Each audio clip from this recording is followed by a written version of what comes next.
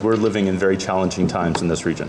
Ձեր առաջին քննարկումից արդեն պարզ է, որ մենք շատ բարդ ժամանակներ ենք ապրում հիմա տարածաշրջանում։ The United States has a certain luxury of geography. We're separated from most of the rest of the world by two oceans. Միացյալ Նահանգները յուրահատուկ աշխարհագրական դիրք ունեն, մենք մնացած աշխարհից բաժանված ենք երկու օվկիանոսով։ Turkey and Armenia do not have that luxury. Թուրքիան եւ Հայաստանը այդ հարստությունը չունեն։ You are in the crossroads of multiple regions, multiple ethnicities, multiple religions.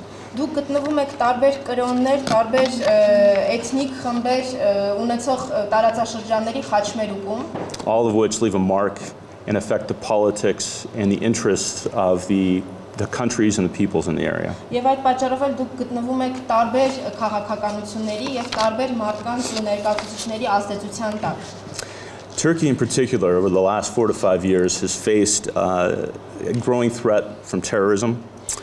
Թուրքիան վերջին 45 տարվա ընթացքում ահաբեկչության լուրջ խնդիրներ է ունեցել, both from within the country and from without. Եվ երկրի ներսում եւ դրսից, and driven largely by the conflicts in Syria and Iraq. Հիմնականում Սիրիայում եւ Իրաքում տեղի ունեցող կոնֆլիկտների հետևանքով։ Turkey, to its credit, has been incredibly generous with refugees. Ասեմ մի բան էլի օգուտ Թուրքիայի, փախստականների հետ կապված Թուրքիան բավականին մեծահոգի է եղել։ It's really taken a leadership role in demonstrating its welcomeness to refugees and accommodating them. It's a role that Turkey, even in tough economic times, has been willing to take. Եվ ուղղակի ողջունելի է, որ Թուրքիան առաջնորդություն է ստանձնել առաջնորդություն փախստականներին տեղավորման եւ կացություն տալու հարցում եւ իրականում անգամ տնտեսական վատ վիճակում գտնվելը չխոչընդոտեց դրան եւ Թուրքիան այդ դերակատարումը ստանձնեց. But all of this has also left a mark on Turkey and on Turkey's relations in the region and its relationship with the United States. Եվ բնականաբար այս ծանր դերը իր ազդեցությունը ունեցավ թե Թուրքիայի ներսում, թե Թուրքիայի հարաբերությունների վրա ազդեց տարածաշրջանում եւ Միացյալ Նահանգների հետ։ But what has not changed is a fundamental agreement, our alliance, the United States alliance with Turkey through NATO. Բայց ինչ չի փոխվել, դա այն հիմնական որոշումն է եւ պայմանավորվածությունն է, որ Թուրքիան եւ Միացյալ Նահանգները ՆԱՏՕ-ի շրջանակներում գործընկերներ են։ In response to the conflict in Syria, NATO has responded by protecting Turkey's airspace. Եվ Սիրիայում տեղի ունեցող իրադարձությունների հետևանքով Միացյալ Նահանգները այսպես արձագանքեցին, նրանք պատասխանատվություն վերցրեցին Միացյալ Նահանգները, չէ, ՆԱՏՕ-ն պատասխանատվություն վերցրեց պաշտպանելու Թուրքիայի օդային հատվածը, counterterrorism efforts as well as operations to support refugees. Եվ բնականաբար որոշակի գործառույթներ էլ ստանձնեցին փախստականներին օգնելու հարցում։ In my previous job, before this, I was the head of the Syria desk in Washington, D.C. Իմ նախկին աշխատանքը հետևյալն էր, ես Վաշինգտոնում Սիրիայի համար էի պատասխանատու։ I witnessed firsthand while I was in Turkey the great deal of assistance that Turkey has allowed us to push into Syria to assist displaced and to assist the opposition. Եվ Թուրքիայում ես ինքս ականատես եղա, թե ինչպես նրանք ինչքան ազդեցության տակ են գտնվում եւ ինչքան մենք կարողացանք աջակցել Սիրիային Թուրքիայի միջոցով։ We have increasingly worked with Turkey on countering terrorism emanating from Iraq and Syria, and Turkey is permitting important air operations from its soil to strike against Daesh and other terrorist groups in Syria.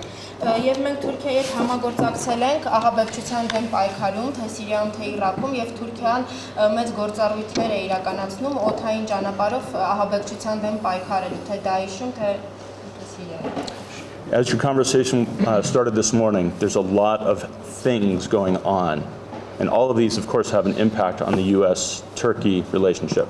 Եվ ինչպես կրկին նշեմ սկզբում դասախոսության սկզբում նշվեց լուրջ իրադարձություններ են տեղի ունենում տարածաշրջանում եւ այդ ամենը իսկապես լուրջ ազդեցություն է ունենում Միացյալ Նահանգների եւ Թուրքիայի փոխհարաբերությունների վրա։ But it's important not to lose track of the larger picture, the strategic interest. Բայց շատ կարևոր է մեծ պատկերացումը չկորցնել եւ ռազմավարական հետաքրքրությունները չկորցնել այդ մանր փոփոխությունների հետևանքով։ Our long-standing goals with Turkey have not changed, despite the very difficult environment. Եվ չնայած ներկայիս բավականին ծանր պայմաններին, մեր հիմնական երկարաժամկետ նպատակները ու կապված Թուրքիայի հետ չեն փոխվել։ Fundamentally, the United States wants to see a stable, prosperous, and secure Turkey. Հիմնականում եւ միմիայն Միացյալ Նահանգները ցանկանում են տեսնել կայուն, զարգացված, բարգավաճ եւ անվտանգ Թուրքիա։ And this is a Turkey that is at peace with itself and at peace with its neighbors.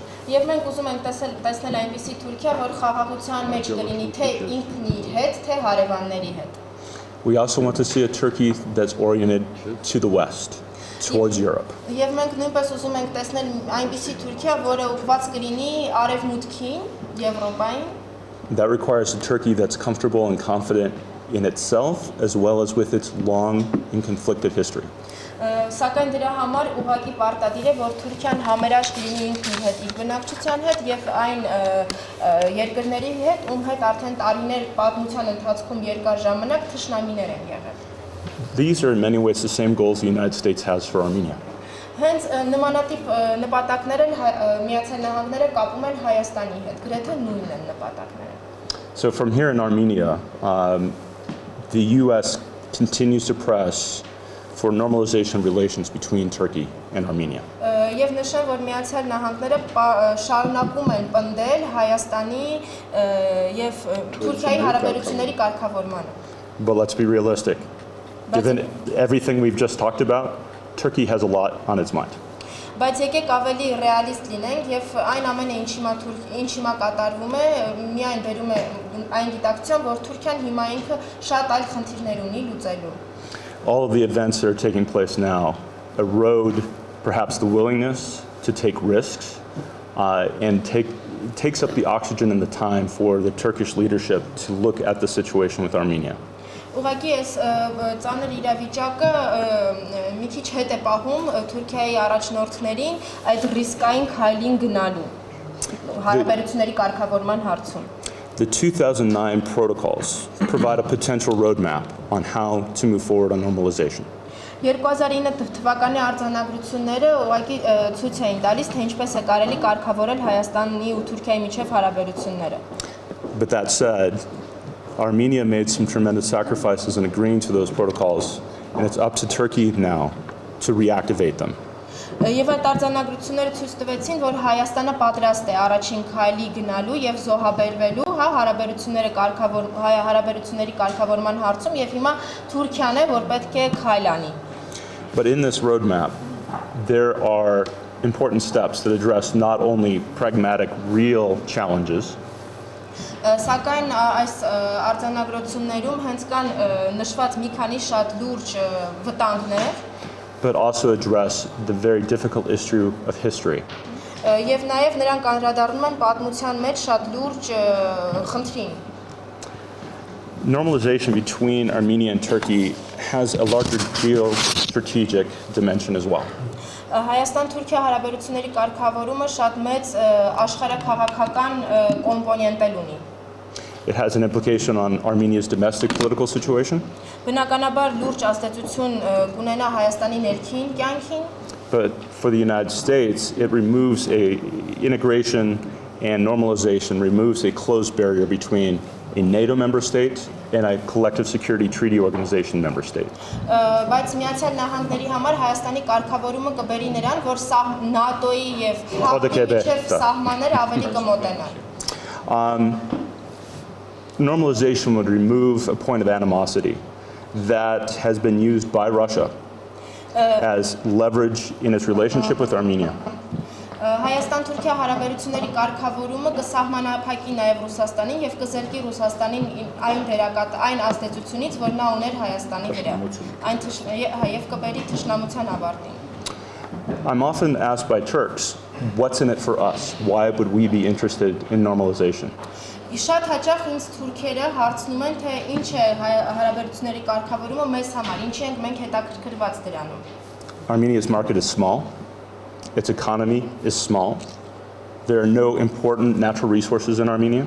Հայաստանի շուկան փոքր է, տնտեսությունը փոքր է, ոչ մի կարևոր բնական հանք ռեսուրս մենք չունենք։ There are better transportation routes through other countries. Why is Armenia important? Բնականաբար շատ այլ ճանապարհային միջոցներ կան այլ երկրների միջոցով, տարածքով, ոչ Հայաստանի, ուստի այդ դեպքում ինչի է Հայաստանը կարևորվում։ And as you're preparing to interact with Turkish students, I wanted to give you a couple of responses that you can use. Երբ դուք հանդիպեք Թուրքիայում ուսանողներին, ես հիմա մի քանի պատասխանի օրինակ ձեզ կասեմ։ As David put it, the second marriage between Russia and Turkey is still very fresh.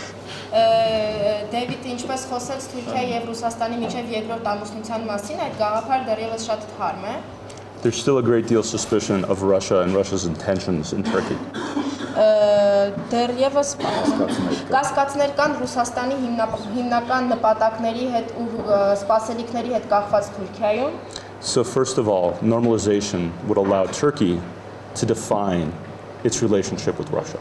Ուստի Հայաստան-Թուրքիա հարաբերությունների կարգավորումը հնարավորություն կտա թուրքերին պարզաբանելու իրենց փոխհարաբերությունները Ռուսաստանի հետ։ And press back on Russian influence in the region. Եվ բնականաբար ի պատասխան ազդեցություն ունենալու տարածաշրջանում, ի պատասխան Ռուսաստանի ազդեցությանը։ Normalization also provides an opportunity for Turkey to support a resolution to Nagorno-Karabakh.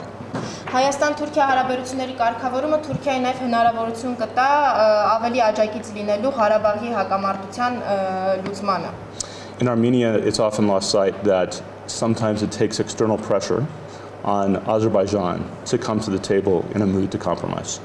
Բնականաբար շատ հաճախ Հայաստանի համար շատ դժվար է Ադրբեջանի հետ նստել մի սեղանի շուրջ եւ ինչ որ կոմպրոմիսի գալ, դեռևս տեղի չի ունեցել։ And Armenia, with Turkey in a normalized relationship, may be able to use that as an avenue to move forward towards a peace agreement. Սակայն Հայաստանը Թուրքիայի հետ եւ Թուրքիայի հետ կարգավորված հարաբերությունների դեպքում ավելի մեծ հնարավորություններ կունենա համատեղ այս հարցի լուծմանը գալու։ And those in Turkey that want to minimize the size of Armenia forget the size of the diaspora and the importance of the Armenian diaspora. Եվ այն մարդիկ, ովքեր կարծում են, որ Հայաստանը փոքր է, նրանք ուղղակի հաշվի չեն առնում Հայաստանի սփյուռքը եւ սփյուռքի չափերը։ And the diaspora is important for Turkey. Սակայն Հայաստանի սփյուռքը բավականին կարևոր է նաեւ Թուրքիայի համար։ The diaspora drives in many ways the interaction with Turkey in the United States, in France, Russia and elsewhere.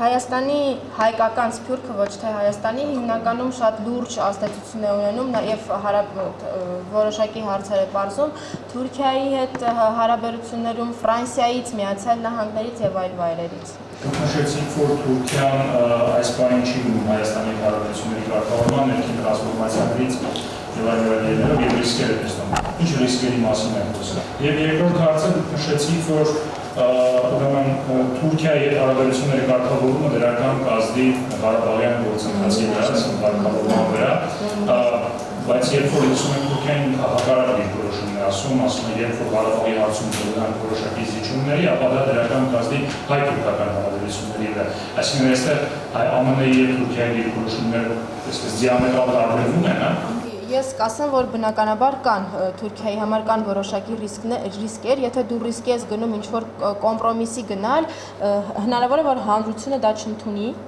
And right now, as we've been discussing, Turkey is facing a number of challenges internally and externally in the region. Եվ մենք քննարկեցինք, որ կոնկրետ հենց հիմա այս պահին Թուրքիան լուրջ խնդիրների դեմ է կանգնած թե ներքին կյանքում, թե արտաքին հարաբերություններում։ And I think we need to be realistic that the agenda for the leadership in Turkey is quite full. Եվ մենք պետք է ռեալիստ լինենք եւ գիտակցենք, որ Թուրքիայի առաջնորդների համար ներկայումս իրենց օրակարգը բավականին ծանրաբեռնված է։ And while we'd like Turkey to pay attention to normalization and return to the protocols, I think we need to be realistic that that may not be at the top of their agenda right now.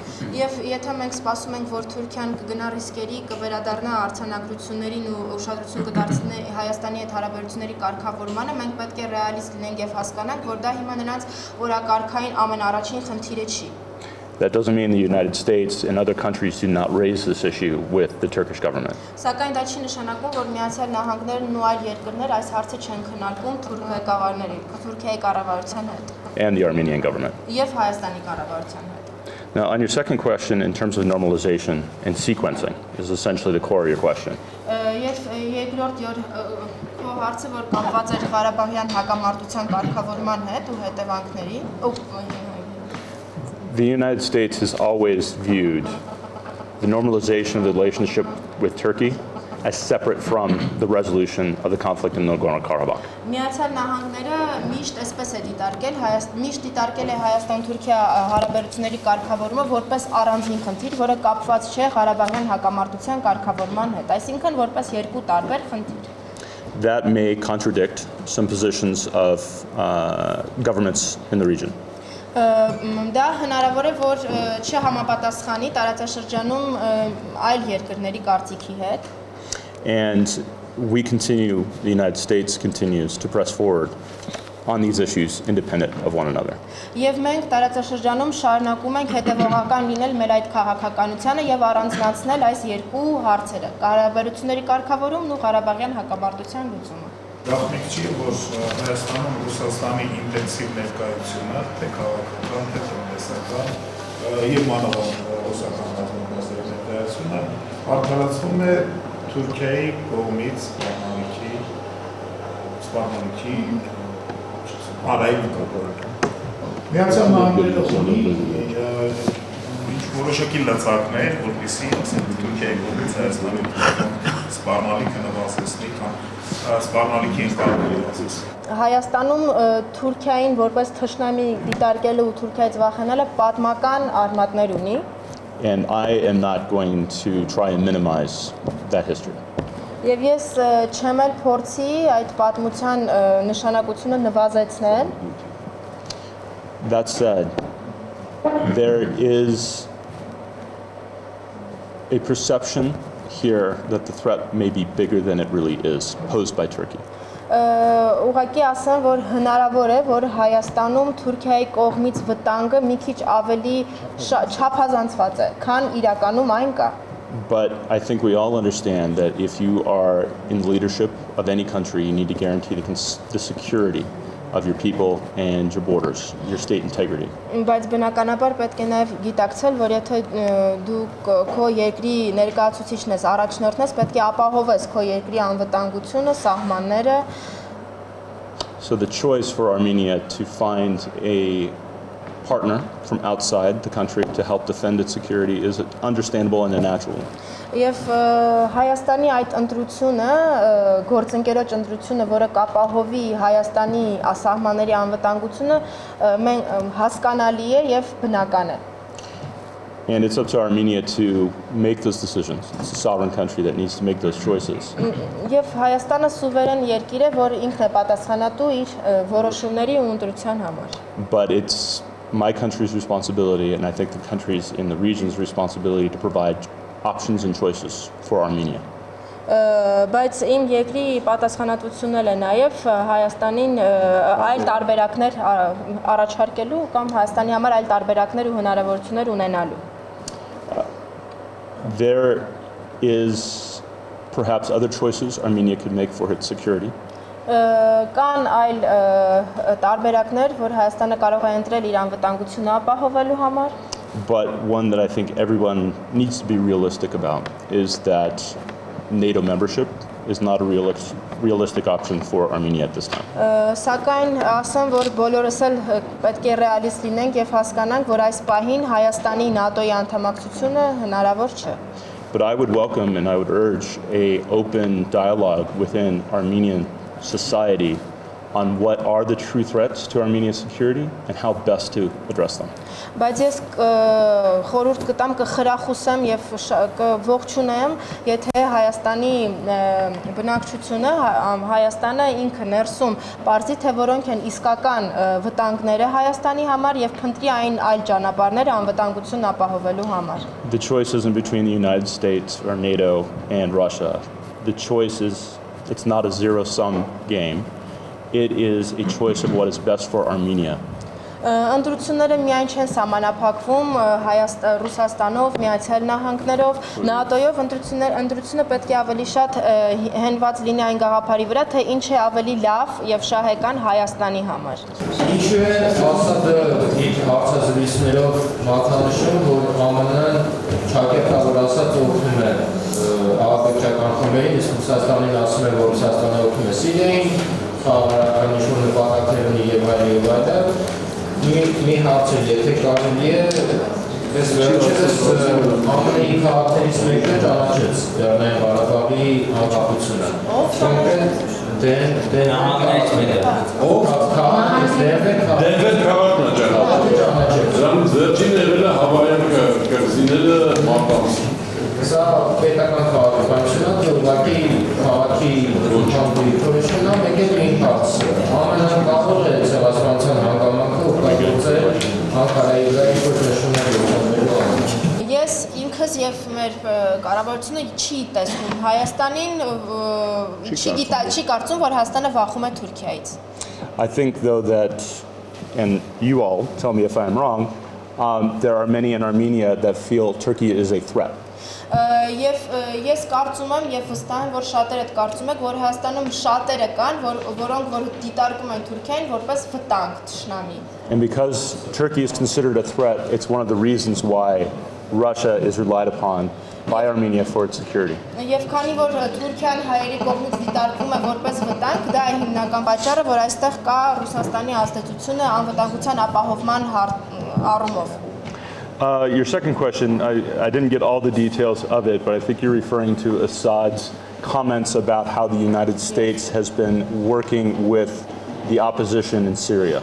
Ես տենց մանրամասն չհասցրեցի, ես էլ չհասցրեցի թարգմանել նրան, ասում եմ, ես կարծում եմ, որ ձեր հարցը վերաբերվում էր Ասադի այն հայտարարությանը, թե ինչպես են Միացյալ Նահանգները աշխատում Սիրիայում ընդդիմադիր ուժերի հետ։ The situation in Syria is tragic.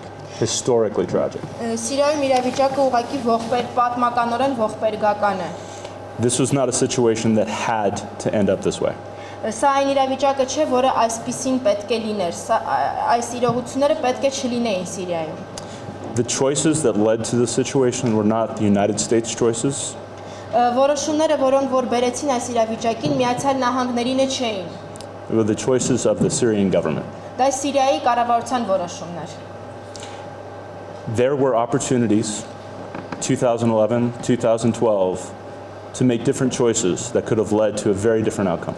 Նրանք շատ հնարավորություններ են ունեցել թե 2009-ին, թե 2012-ին այնպիսի որոշումներ կայացնելու, որ բոլորովին այլ իրավիճակի կբերեր Սիրիայում։ Having been involved in negotiations between Syria and the opposition in 2013 and 14, there could have been different choices, different outcomes.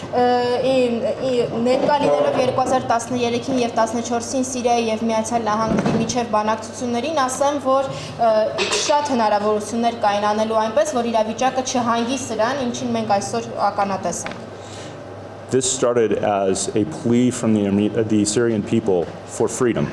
Ամեն ինչը սկսվեց նրանից, որ Սիրիայի ժողովուրդը ազատության սկսեց ձգտել։ And as the situation became more unstable, some very bad elements from the region took hold.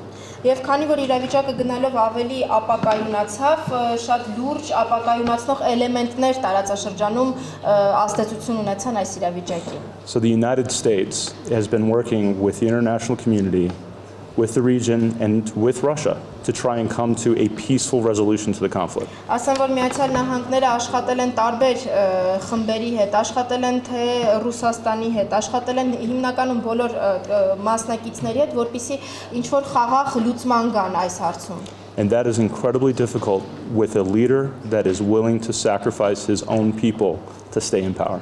Սակայն շատ դժվար է գալ ինչ-որ հարցի լուծման մի այնպիսի առաջնորդի հետ, որը պատրաստ է զոհաբերել իր ժողովրդին միայն այն բանի համար, որ մնա ուժը պահի իր ձեռքերում, իշխանության մնա։ Now, if I move on to your question about Denver very quickly, a number of states, a number of counties, city governments have recognized the independence of Nagorno-Karabakh as well as the genocide, what is called the genocide. Խոսելով Դենվերի մասին ասեմ, որ շատ նահանգներ, քաղաքներ, անգամ փոքր համայնքներ ճանաչել են, թե Լեռնային Ղարաբաղի անկախությունը, ճանաչել են ցեղասպանության հարցը. This reflects the important voices and the importance of the Armenian diaspora in the United States. Սա միայն խոսում է հայկական սփյուռքի լուրջ դերակատարման մասին Միացյալ Նահանգներում. And as important as those voices are, and those decisions are by those communities, it does not change national U.S. foreign policy. Եվ չնայած նրան, որ այդ որոշումները թե համայնքային, թե անգամ նահանգային շատ կարևոր են, դրանք չեն կարող փոխել Միացյալ Նահանգների պետական որդեգրած քաղաքականությունը. Now to your last question, the events of 1915 are tragic. There were massacres and mass displacement that occurred. And we've acknowledged that repeatedly. Եվ ինչ այն իրողություններին, որ տեղի են ունեցել 1915 թվականին, զանգվածային սպանությունները, բնականաբար դրանք շատ ողբերգական իրողություններ են եւ մենք բազմաթիվ անգամ դրա մասին խոսել ենք. It is clearly an issue that remains between Turkey and Armenia. Սակայն այս հարցը պարզ է, որ այն մի այնպիսի հարց է, որ վերաբերվում է Թուրքիային եւ Հայաստանին եւ պետք է լուծվի նրանց միջեւ. And it's an issue that needs to be resolved between the two peoples and the two governments. Եվ սա մի այնպիսի հարց է, որ պետք է լուծվի երկու ժողովուրդների եւ երկու կառավարությունների միջեւ. Now, there are many different ways to do this, and one model is within the 2009 protocols. Տարբեր ճանապարհներ կան այս հարցը լուծելու, մեկը 2009 թվականի արձանագրություններն են. So it is an issue with normalization, but it is an issue that the Armenian people and the Turkish people need to resolve themselves and not have it imposed from an outside player like the United States. Եվ թե արձանագրությունները վերաբերվում էին հարցերի կարգավորմանը, բայց չէին վերաբերվում ցեղասպանության ճանաչմանը, քանի որ ցեղասպանության ճանաչումը միմիայն վերաբերվելու է Հայաստանի եւ Թուրքիայի։ Այնպիսի հարց է, որ միայն այս երկու պետությունների միջև պետք է լուծվի.